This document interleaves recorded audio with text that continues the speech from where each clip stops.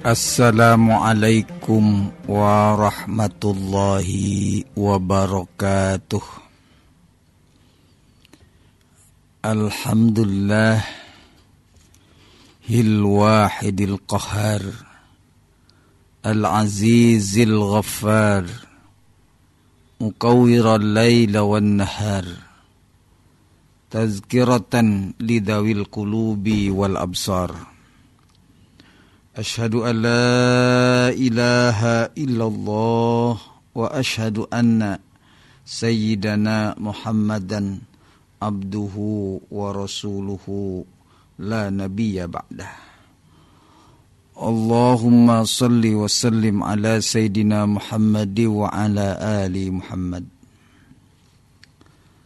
Amma ba'du, segenap pendengar Dakta dimanapun berada sore hari ini, berbahagia sekali saya Haji Acep Basuni ditemani kru Dakta 107 Bapak Toto Wahyudi dapat bertemu kembali dalam segmen Mutiara Hikmah yang selalu kita sampaikan di setiap hari Selasa mulai pukul 16 sampai dengan pukul 17. Tentu tidak lupa mengucapkan syukur kepada Allah atas berkenannya di kesempatan baik ini. Dan dari studio kami mengucapkan selamat mengikuti tentu bagi saudara yang sudah berkumpul serta keluarga tercinta. Dan kami doakan semoga Anda berbahagia selalu. Bagi saudara yang masih di perjalanan pulang, Anda bisa mengikuti melalui 17 FM Dakta yang kita cintai. Lalu bagi saudara yang masih berada di tempat tugas, tempat bekerja, kami selalu mendoakan semoga Anda sukses selalu dan mendapat berkah Allah Subhanahu wa ta'ala. Rekan Dakta, di saat ini kita berada di posisi 111 di surat yang keempat, surat An-Nisa, sebagai lanjutan dari ayat-ayat sebelumnya. Masih kisaran tentang pembagian harta pusaka. Dan ini ketentuan Allah. Jadi kalau sudah aturan Allah, kita ini sudah harus mengikuti. Dan sami'na wa ata'na. Dulu rekan Dakta, kondisi jahiliyah ini saya sampaikan ketika minggu kemarin bahwa kebiasaan orang-orang Arab jahiliyah itu tidak memberikan hak bagi perempuan dan hanya laki-laki yang mendapatkan. Sama sekali tidak. Nah, kalau narasi kita sering dengar di mana jahiliyah, gak karu-karuan kehidupan manusia seperti itu. Tatanan, hukum, akhlak, adab, itu pantas kemudian sampai kepada soal warisan atau harta pusaka. Karena Quran ini tentu memiliki tujuan, yakni untuk membahagiakan kehidupan manusia. Lalu di dalam ayat yang lain atau maqalah Arab, semata ketika Allah syariatkan segala sesuatu ini kandung maksud. Untuk apa? Lisa'adatil mar'i fid darain. Artinya untuk kebahagiaan hidup manusia. Itulah turunnya Al-Quran. Sehingga selalu ada asbab wurud atau turun. Jadi ketika dulu orang-orang jahiliyah di sana ada perbuatan kesenang-wenangan. Perempuan hanya digunakan sebagai pemuas hawa nafsu laki-laki. Ketika dia dibutuhkan, tetapi ketika sepahnya itu dibuang. Dan itu kejadian di saat atau pada zaman jahiliyah. Nah, Quran tampil sebagai untuk disebut membahagiakan. Karena tentu kalau ini demikian terus berlangsung, ini pasti ada tekanan-tekanan yang tidak menguntungkan bagi kehidupan kemanusiaan. Rekan dakta, ketika dulu misalnya seorang Umar pun saat beliau sebelum Islam, ia juga melakukan hal seperti itu, mengubur anak perempuannya hidup-hidup. Itu jahiliyah. Maka Quran itu melengkapi aturan yang kesemuanya adalah untuk kebahagiaan. Dan ini tentu harus kita syukuri nikmat Allah yang luar biasa ini. Maka kalau di dalam surat Al-Anbiya ayat 108 dan 107 itu berbunyi, wa ma arsalnaka illa rahmatan lil alamin. Nabi Muhammad itu tidak aku utus ke muka bumi ini melainkan sebagai kasih sayang, rahmat bagi sekalian alam. Kalau alam ini kan bicara dalam ilmu usul itu masya Allah. Setiap yang selain Allah itu alam. Apapun. Nah, antara lain kehadiran beliau lahir di mana yang kita peringati saat ini itu karena memang dalam kerangka tatanan hidup, dan itulah syariat. Syariat. Maka segeralah orang-orang Arab jahiliyah yang dalam kebodohan, dalam tatanan, maka meninggalkan mereka semua untuk dalam sebuah kehidupan. Maka Rasulullah seringkali di dalam Al-Quran disebutkan yukhrijuhum minadh-dhulumati ilan nur. Nabi adalah mereka keluarkan hukum-hukum Allah yang tadi dalam posisi keadaan gelap, dengan hadir dan lahirnya adanya diutusnya Nabi, maka itu menjadi terang benderang. Yani hukum-hukum Allah di dalamnya diatur bagaimana tatanan, mulai dari martabat harga diri, yang ketika dulu lagi-lagi bahwa perempuan itu seringkali hanya dijadikan pemuas hawa nafsu, maka masih di dalam surat An-Nisa ini memiliki penghargaan yang tinggi, termasuk bagaimana Nabi Muhammad SAW pasca kemeninggalan Khadijah, ada beberapa perempuan istri-istri yang ditikahi, dikawini dengan terhormat, diberikannya lah mahar, diberikannya mas kawin bagi istri-istri beliau yang ditikahi pasca kemeninggalan Khadijah. Rekan, ketika kemarin juga kita sempat membahas tentang bagaimana keinginan seorang laki-laki berpoligami, menambah istri. Itu kan ada syarat. Untuk apa seorang laki-laki menambah berpoligami? Untuk apa? Itu memiliki tujuan adalah dalam kerangka menjaga bagaimana agar anak-anak yang kurang beruntung dalam arti mereka hidup yatim, maka diperbolehkan untuk seorang laki-laki menambah istri 2, 3, bahkan sampai dengan 4. Kandung maksud untuk memelihara anak yatim. Ini di ayat ini yang sebelumnya. Di ayat wa in khiftum alla tuksitu fil yatama fankihu ma tabalakum minan nisa'i masna wa sulasa wa ruba. Ini artinya memelihara anak yatim. Nah, kandung maksud agar terdidik, terpelihara pendidikannya, bukan cuma kehidupannya, tapi pendidikannya harus dipelihara.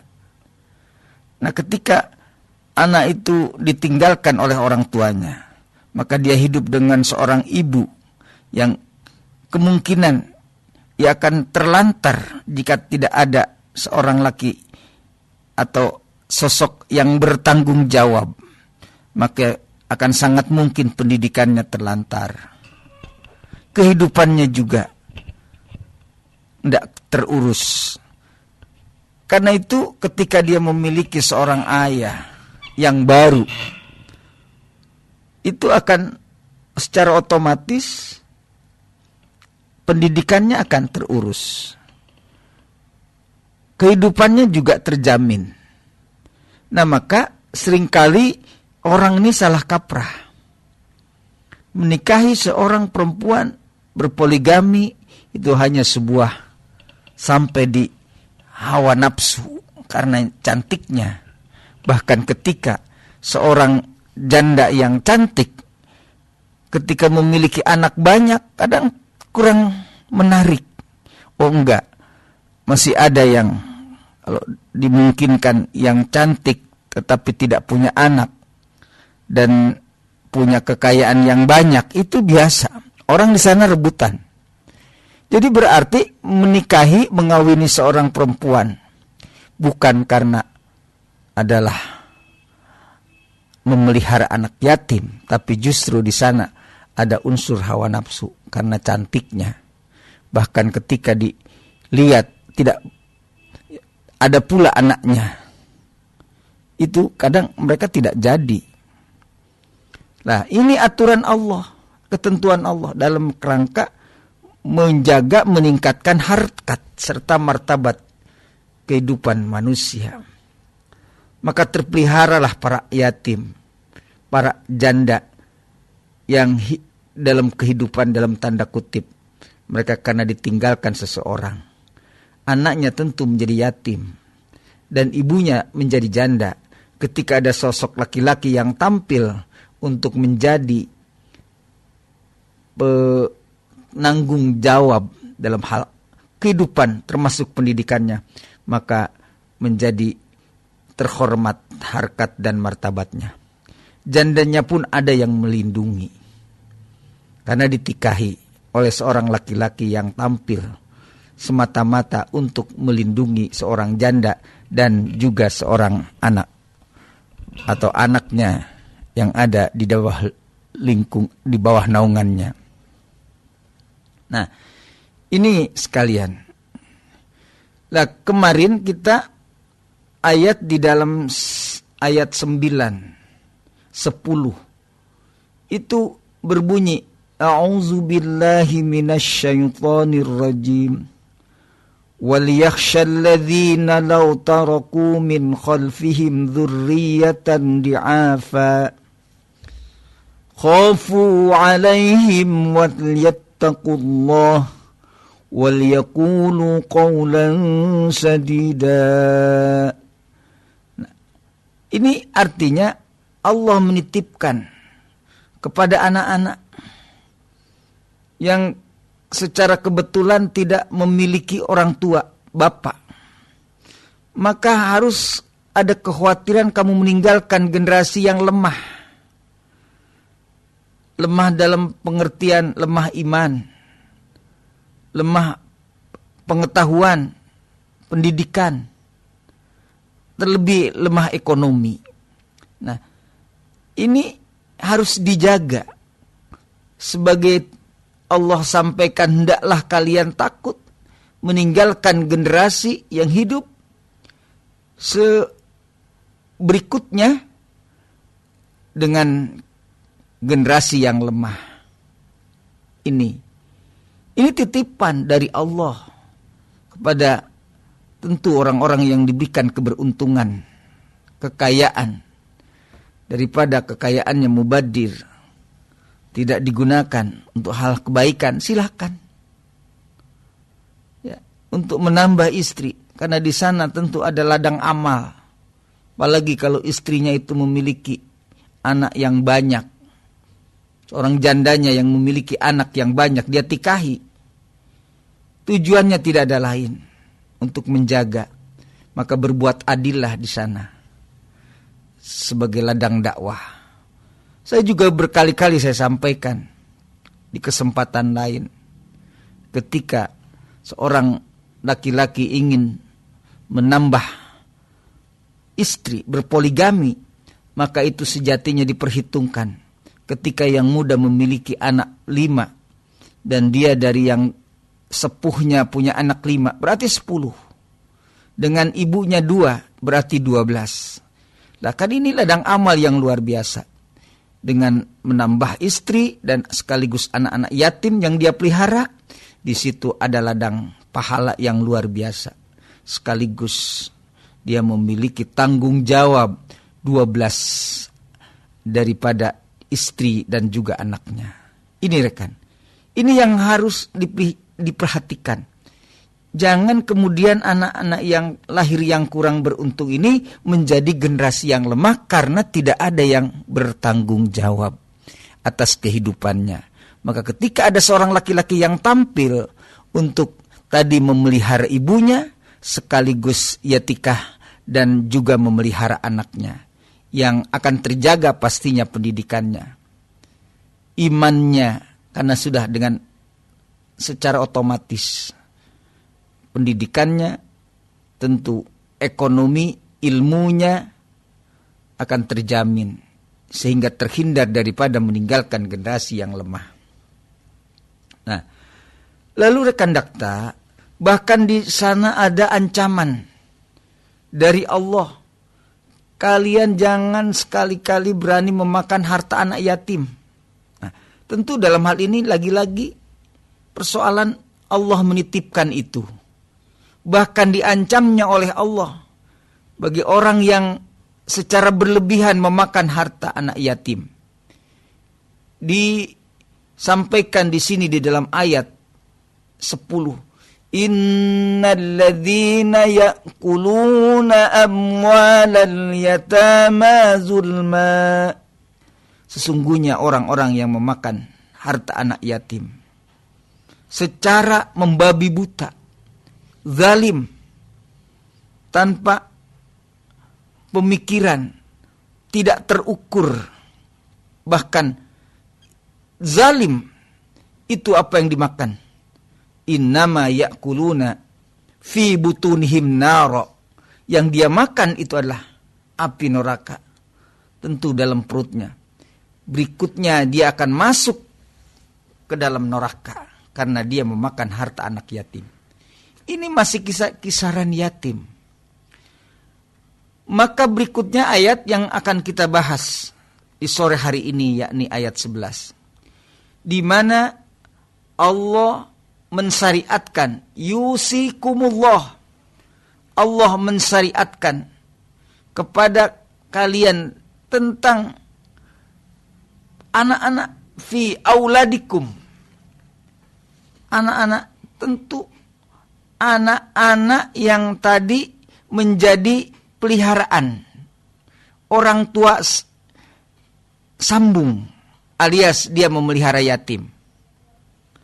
Nah, di sana diisyaratkan, yusikumullahu fi auladikum. Apa yang diisyaratkan oleh Allah kepada kita, kepada kalian semua? Hei para laki-laki, hei bapak-bapak, baik yang sudah memiliki, yang kadong, atau yang hendak dia punya rencana untuk menambah atau berpoligami, maka hati-hati itu. Diisyaratkan karena dia ada harta yang ditinggalkan oleh orang tuanya yang pertama, yang bukan orang tua sambung, maka baginya diingatkan di sana. Dan ini adalah ketentuan Allah Berapa buat laki-laki? Maka lidzakari mithlu haddil unsayain. Ini jawabannya. Ini Allah mengisyaratkan, berarti kita tentu harus sami'na wa ata'na akan syariat Allah yang ditentukan untuk para yatim, yang mereka bagian untuk laki-laki. Lidzakari, maka mislu haddil unsayain, maka bagiannya adalah 2 bagian. Ini rekan, kalau kita bicara soal harta pusaka yang merupakan tinggalan dari seorang ayahnya yang terdahulu, maka hati-hati, jangan kemudian setelah menikahi ibunya yang menjadi seorang bapak sambung, malah justru hartanya habis oleh bapak sambung. Lah ini korelasi atau irtibat ayat dari ayat sebelumnya. Jadi jangan kemudian dibalik. Yang seharusnya dia memelihara yatim, yang tadi saya sampaikan, kalau ada 5 dengan ibunya 1 jadi 6, dengan istri dia yang ada 4, itu sudah 10. Lah dibalik, hartanya yang harus menjadi hak dia dan harus dibagikan dan harus telah ditentukan oleh syariat untuk laki-laki 2 bagian, malah dihabiskannya oleh bapak sambung. Ini yang diancam oleh Allah. Pertama, dari sisi menikahi seorang perempuannya tidak sebagaimana tadi di awal, yang Allah titipi adalah yatim sesungguhnya di sana. Lalu yang kedua, harta yang tadi dari orang tua yang pertamanya bahkan dihabisi oleh bapak sambungnya. Lah ini nauzubillah. Nah, maka ancamannya Allah sampaikan sebelumnya. Lidzakari mislu hadil insayain itu adalah mutlak bagi anak laki-laki yang tadi dari ayahnya yang pertama itu sejatinya dibagikan ketika dia semuanya sudah dilakukan kewajiban-kewajibannya. Apa kewajibannya? Lihat di yang terakhir. Maka mimba di wasiyati yusi biha audain. Artinya sesudah wasiatnya. Maka ketika seorang meninggal, maka bagi keluarga adalah berkewajiban untuk memandikan, berkewajiban untuk mengkafankan, berkewajiban untuk mewudukan, berkewajiban untuk mensolatkan. Bahkan di sana adalah fardu kifayah. Sehingga kalau tidak terjadi, maka hukumnya berdosa semua orang ahli kampung. Ketika ada seseorang yang meninggal, kemudian tidak diurus bagaimana mestinya, tidak dimandikan, tidak dikafankan, tidak diwudukan, tidak disolatkan, semua durhaka orang. Nah, kemudian setelah itu, lalu dia bayar hutang. Dia punya hutang. Maka ada dalam hak ketetanggaan ketika ada seseorang yang meninggal, selalu disampaikan, bapak, ibu, semua handai tolang atau keluarga atau siapapun di antara bapak dan ibu yang memiliki hutang pihutang dengan ini, ahli atau keluargaku yang meninggal saat ini, maka aku bertanggung jawab untuk membayarnya. Itu harus ada yang tampil. Dan ini diajarkan oleh Rasulullah, Kangjeng Nabi kita Muhammad sallallahu alaihi wasallam. Solatkan dulu, bayar dulu hutangnya. Lah kalau ternyata dia punya hutang dan tidak, awalnya sejatinya yang bertanggung jawab adalah keluarga. Ketika si mayit ia memiliki hutang, tanggung jawab keluarga. Tapi ketika Rasulullah Kangjeng Nabi silahkan aku bayar, dibayarkan boleh. Ya. Bahkan jika sama sekali tidak memiliki harta dan dia punya hutang, jangan sampai meninggalkan hutang, maka yang tanggung jawab adalah waliyul amri. Siapa waliul amri? Tentu adalah pemerintah yang bertanggung jawab untuk membayar atas utangnya si mayit tadi. Kalau dia sama sekali tidak memiliki harta, tidak memiliki kekayaan untuk membayarnya. Maka Rasulullah selalu bertanya, apakah ini di antara kalian ada yang memiliki hutang pihutang? Kalau ada, silahkan bayar lebih dulu. Kalau ternyata sudah, baru Rasulullah Kangjeng Nabi dia mau mensolatkan daripada mayit tersebut. Maka ini sangat penting, betapapun kecil. Maka di sini termasuk disebut di dalam ayat audainin. Dain itu artinya utang yang harus dibayar. Dan ini juga bagaimana kejadian tempo dulu pada masa Rasulullah. Bayar dulu hutangnya, baru dia mau mensolatkan. Itu kan selalu dalam kebiasaan kita. Ada di antara keluarga yang tanggung jawab kepada mayit yang baru saja meninggal. Kalau itu, karena itu hak adami dan itu harus dibayar, maka akan terus menjadi tanggungan sampai hari kiamat. Rekan dakta yang dirahmati Allah, maka kan ada sebuah cerita ketika ada orang yang dizalimi oleh orang saat ia di dunia, maka dia akan ada tuntutan sampai kemudian di hari akhirat. Allah, aku dulu pernah dizalimi oleh orang ini. Ia akan kepada Allah sampaikan, aku tidak mampu untuk membalas. Silahkan balas. Itu di mahkamah ilah nanti. Kalau mungkin saat di dunia, ia bisa saja iya tapi ngaku tidak, benar tapi bohong. Itu di dunia.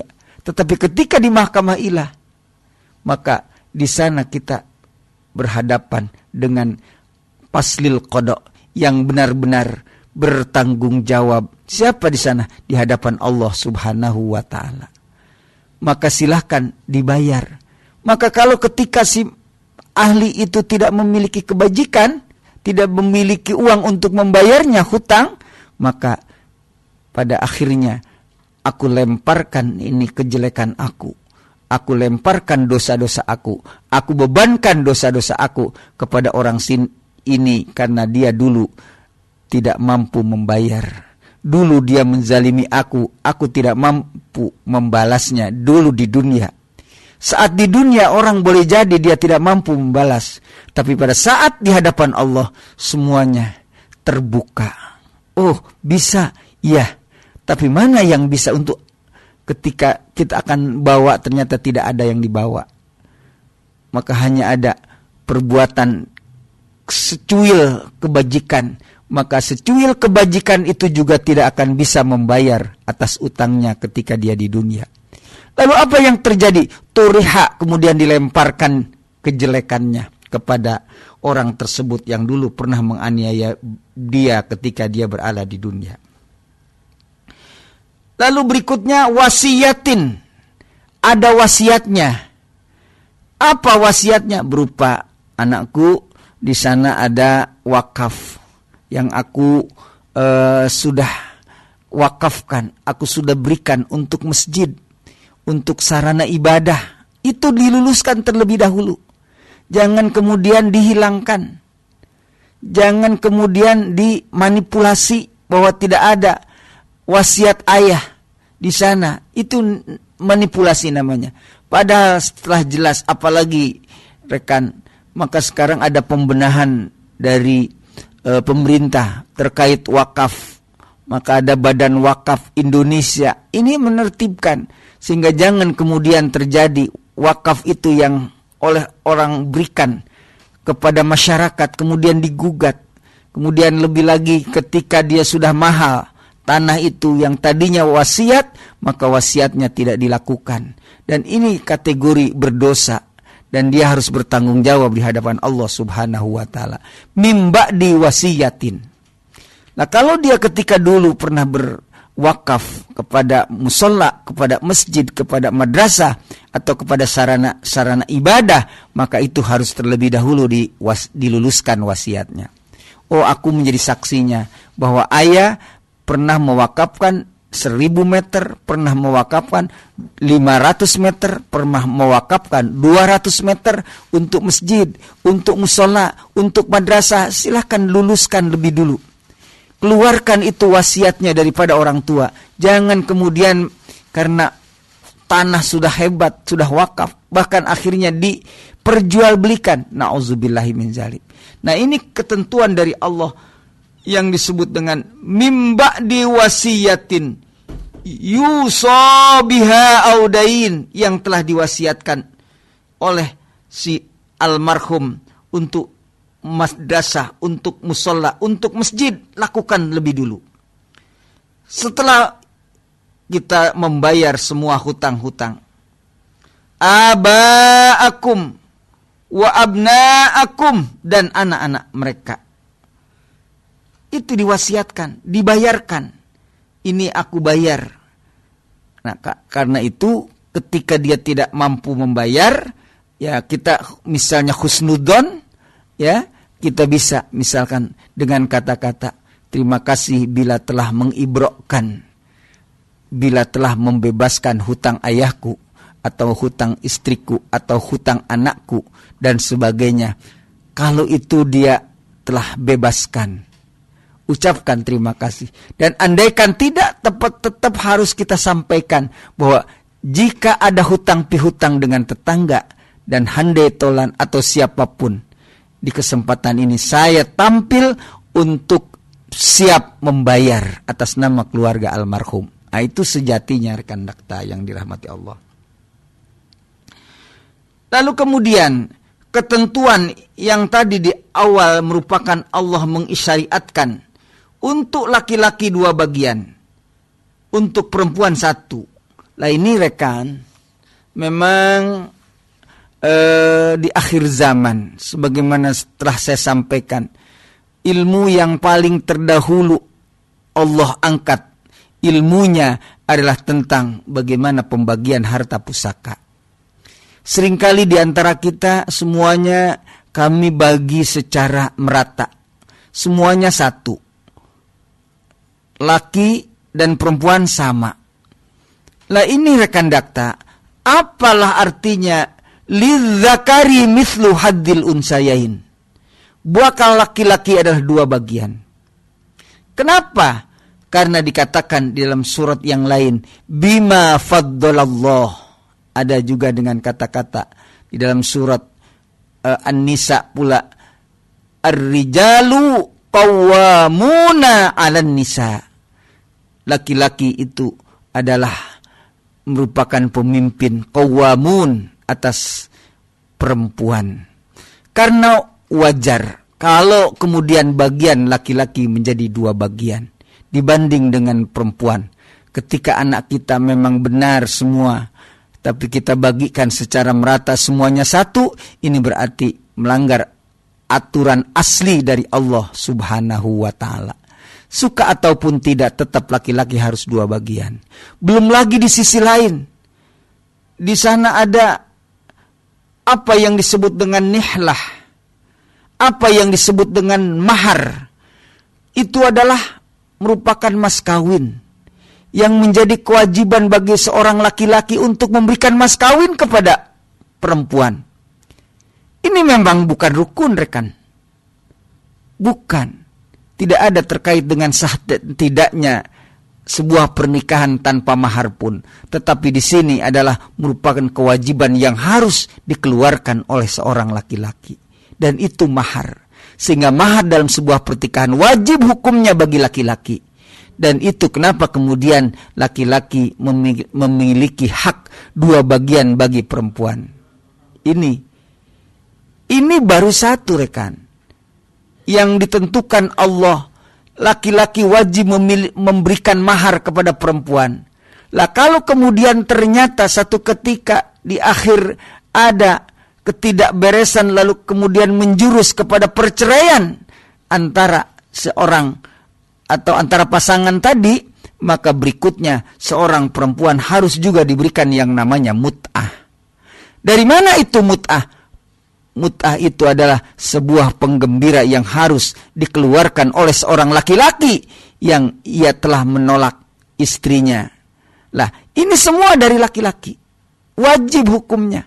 Mut'ah wajib sebagai penggembira karena istrinya telah ditolak oleh seorang perempuan. Lalu kemudian ketika dia nikah, maka di sana ada yang namanya mas kawin.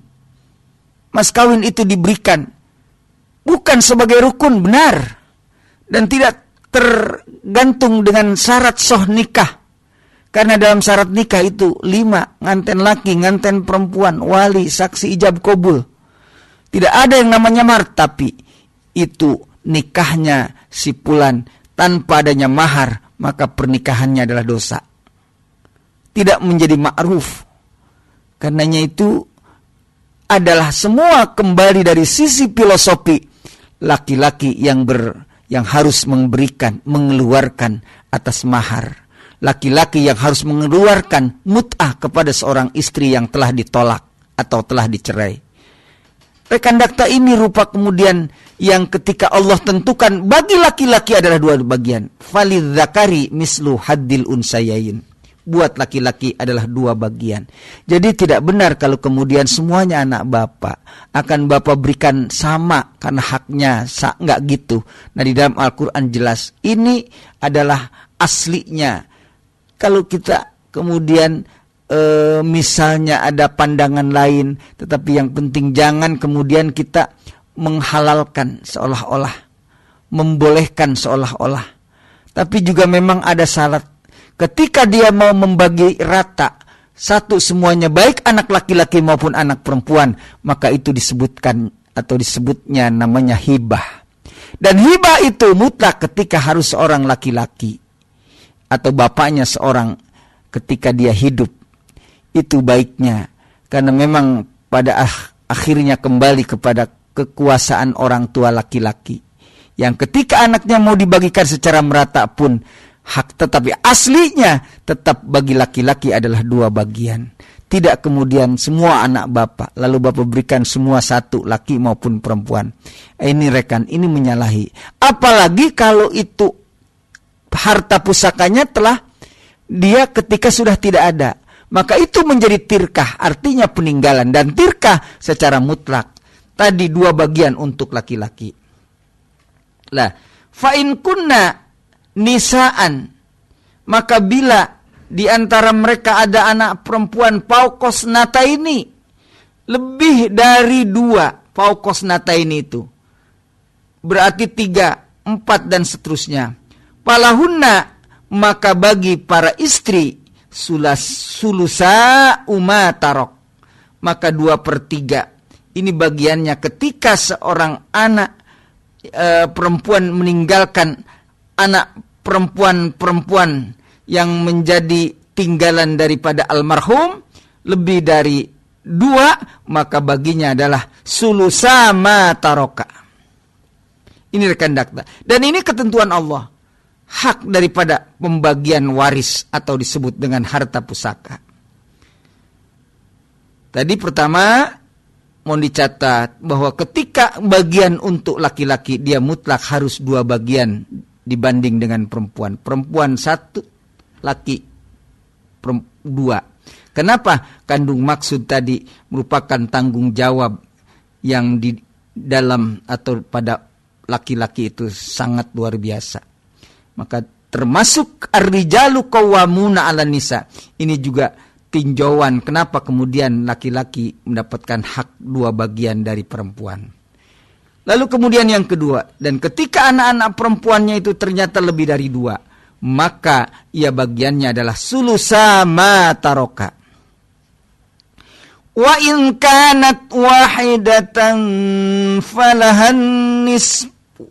Maka jika anak laki perempuannya adalah 1 wahidatan falaha, maka bagi seorang anak perempuan itu adalah an-nisfu. Dia berarti asobah, sisa daripada yang lain, karena aslinya itu kan untuk laki, karena lakinya sudah sama sekali tidak ada, hanya 1 orang perempuan satu-satunya, maka bagiannya itu adalah separuh, nisfu.